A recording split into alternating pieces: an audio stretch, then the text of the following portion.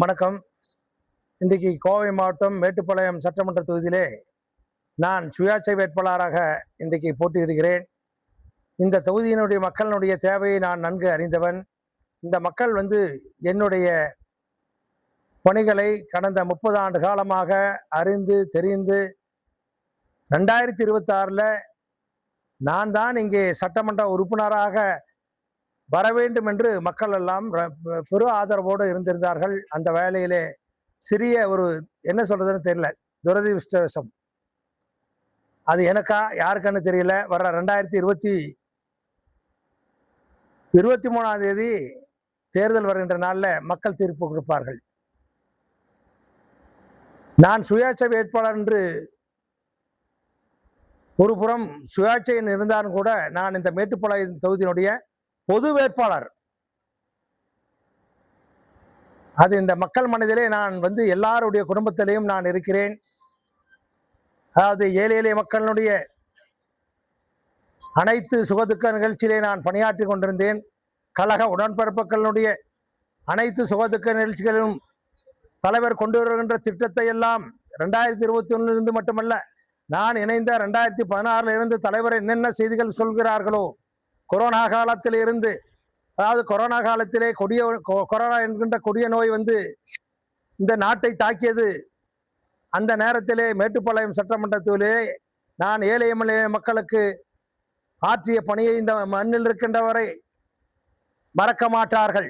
ஆகவே அதே போல 2021 கழக தலைவர் கொண்டு வருகின்ற திட்டத்தை கடைகோடி மக்களுக்கும் சென்றடைய நான் பணியாற்றி இருக்கின்றேன். அதாவது நான் இந்த மக்களிடத்திலே ஜாதி மதம் வேறுபாடின்றி பணியாற்றி இருக்கின்றேன். ஒரு கட்சிக்காரர் அல்ல. என்னிடத்திலே நான் ஒரு கட்சிக்கு சொந்தக்காரனா இருந்தாலும் கூட, இதுக்கு முன்னாடி நான் சொல்றது, நான் இன்னைக்கு அந்த பதவியில் ராஜினாமா பண்ணிட்டு எனக்கு அநீதி நிலைந்து விட்டது.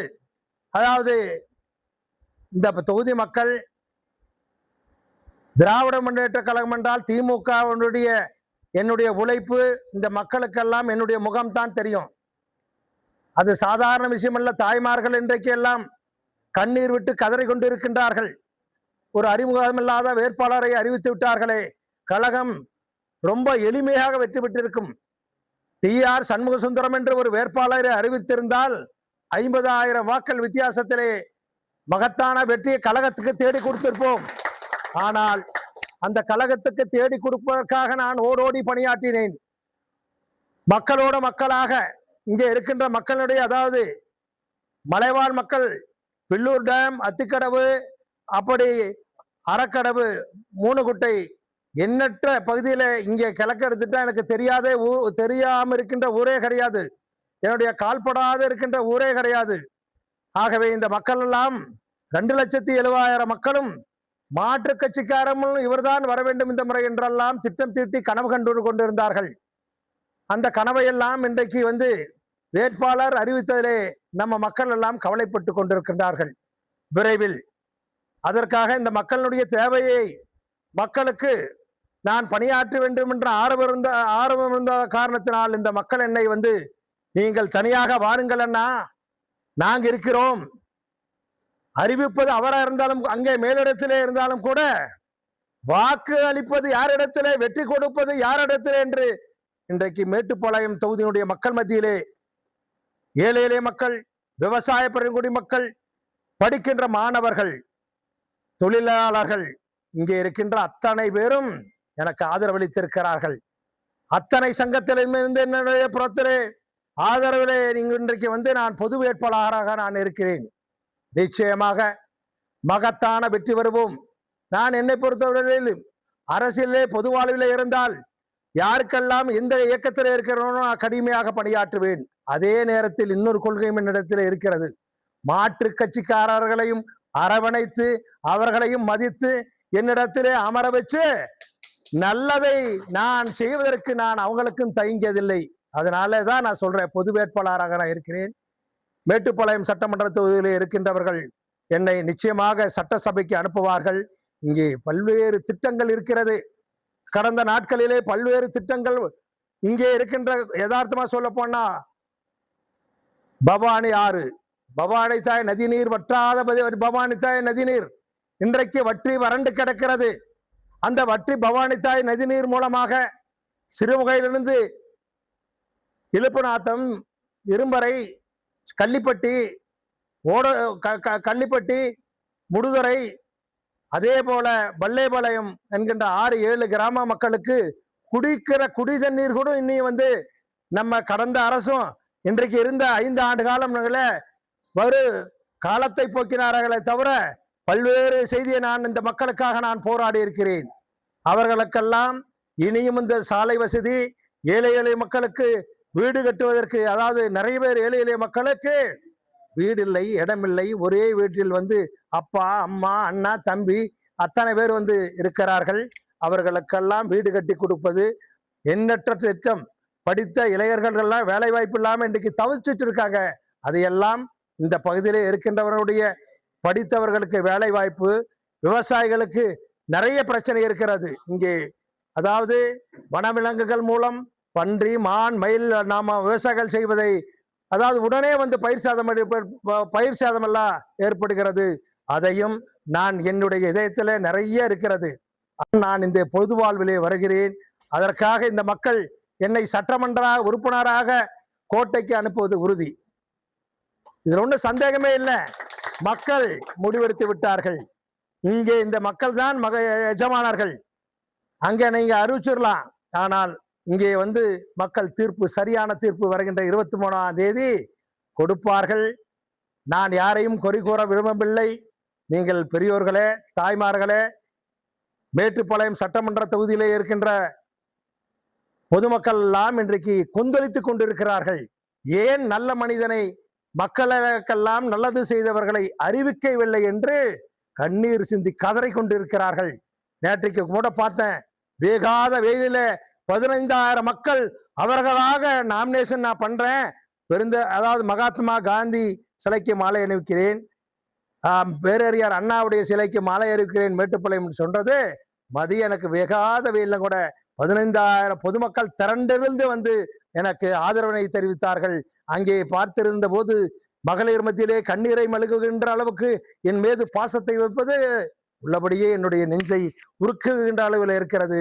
இந்த தாய்மார்களையும், பெரியோர்களையும், இளைஞர்களையும், இந்த மண்ணையும் நான் நேசிக்கிறேன். நான் இருக்கின்ற வரை இந்த மண்ணுக்காக எனக்கு பொது வாழ்விலே போதும். மக்கள் இருக்கிறாங்க, நான் இருக்கிறேன். டிஆர்எஸ் என்கின்ற முகம் அவங்களுக்கு எல்லாருக்கும் தெரியும். அதனால எண்ணற்ற பிரச்சனை இருக்கிறது. இன்னைக்கு இந்த பவானி ஆறு வற்றியதற்கு காரணம் யார்? அரசியலே கடந்த முறை இருந்தவர்கள், இப்போ இருக்கிறவங்க. ஏன் இந்த பவானி ஆறுல கோடை காலத்திலே, வெயில் காலத்திலே, அதாவது ஏன் இந்த பவானி ஆறு வற்றி போகிறது? அங்கே பில்லூர் டேமில் இருக்கின்ற அறையில நீர் தேக்கிற இடத்துல சேரும் மண்ணுமாக இருக்கிறது. அந்த சேரை எடுத்தால் அது 75% சேரு. அந்த சேரை எடுத்து அந்த இடத்துல நீர்பிடிப்பை நீங்க உபரி நீரை தேக்கி வைத்தால் இந்த மக்களுக்கும் இந்த அதாவது வறண்டா, அதாவது பவானி தாய் நீரை இன்னைக்கு நம்ம ஏரிய மக்கள் வறண்டதை பார்க்கல. இன்னைக்கு அந்த வற்றாத பவானி நீரை நான் வந்தால் அந்த வற்றாத பவானி நீரை உருவாக்குவதற்கு இடத்திலே திட்டம் இருக்கிறது, சிந்தனை இருக்கிறது. அரசினிடத்திலே நான் எடுத்து கூறி கொண்டு வர பாடுபடுவேன். அதே மாதிரி இந்த தண்ணீர் சேமிப்பு இன்னொரு இடத்துல நீங்க நெல்லித்துறைக்கு மேலே டொமான் பாறை என்கின்ற இடத்துல 2 TMC இன்னொரு தடுப்பணை கட்டணும். அதற்கு மேல அத்திக்கடவுங்கிற இடத்துல தடுப்பணை கட்டலாம். தேவை இந்த நாட்டுக்கும் இந்த மக்களுக்கும். இந்த மேட்டுப்பாளையம் தொகுதி தலைமையிலிருந்து நீங்க இருக்கின்ற போது நிறைய தண்ணீர் இங்கிருந்து பல்லடம், கோவை, திருப்பூர் எல்லா இடத்துலையும் எடுத்துட்டீங்க. அதுக்குண்டான சேமிப்பை, நீர் சேமிப்பை எங்கே நீங்க வைத்திருக்கிறீர்கள்? இதற்கு யார் காரணம்?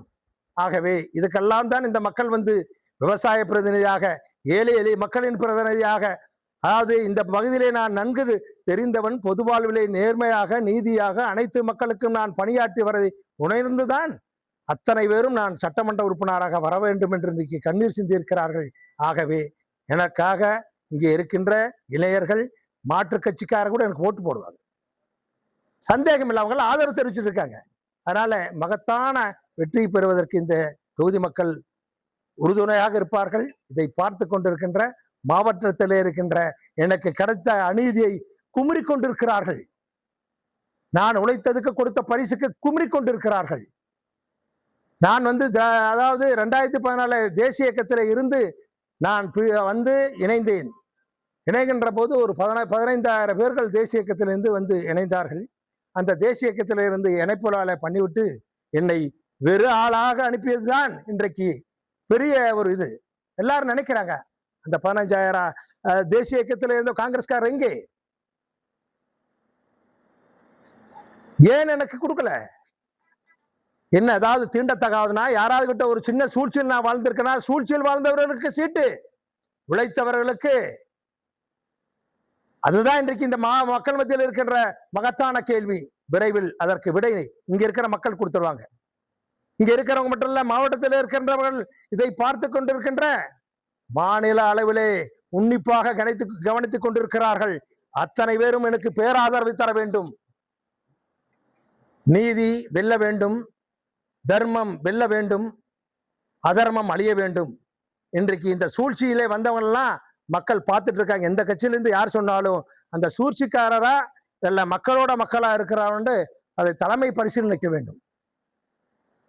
அதை தலைமை பரிசீலித்திருந்தால் இன்றைக்கு எனக்கு அதே மாதிரி நான் இன்றைக்கு யாரையும் குறை சொல்ல வேண்டும் விரும்பல.